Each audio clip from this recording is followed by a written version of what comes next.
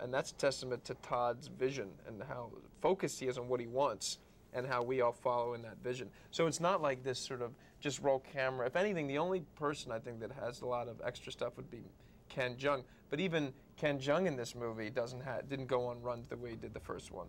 Also, there just wasn't time. I mean, this was a logistically difficult movie, and everybody had to bring their A game all the time. And any actor in any capacity that didn't, it was so clearly obvious by the temperature change in the director's attitude.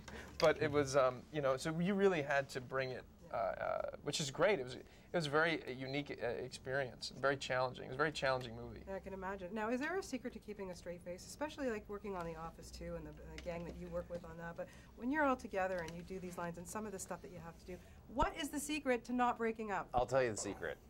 The secret is you do like 500 takes sometimes because you can't. There's no way to not laugh at Rainn Wilson or Steve Carell or Bradley or Zach or whoever it is. Like, it's a problem. And you know who doesn't like it is Todd Phillips. Gets so angry when we start laughing. He laughs a lot. He laughs. He ruins takes by laughing, but when we start laughing and he's just like, we got to get this done, it becomes like this epic battle. The cool thing was there was one moment in the movie where he actually kept the laugh, was when Ed is discovering his tattoo in the mirror, and I think that I broke in one of the takes. Oh, yeah. And he was like, keep it, and then we actually incorporated it, that actually Alan and Phil are laughing at the fact that Stu is finding himself in this predicament again, which was really fun to actually have the license to laugh. Zach, have you mastered it? Keeping a straight face? No, I know I like to laugh, but I mean, you have to learn how to do it.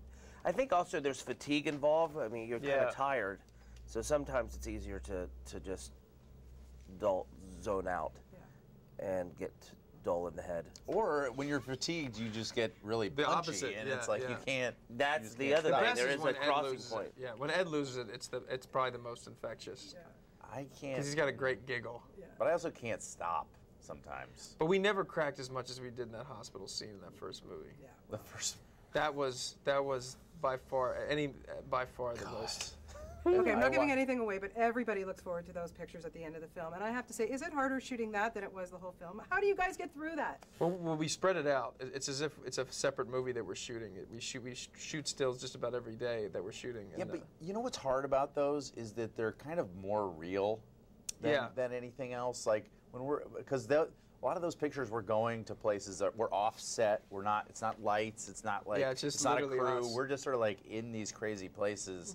And shooting these crazy things, and it's there's three guys taking photographs at the same time. There's Todd, there's the DP, and then there's the still photographer.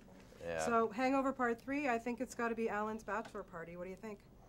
I don't think so. I don't think we want to. If there's a 3, we probably might want to change up the formula a little bit somehow, don't we? I think that the one thing that this movie did is earn us the ability to depart from the structure now, because now we know the characters in a very concrete way that we can take them out of that structure.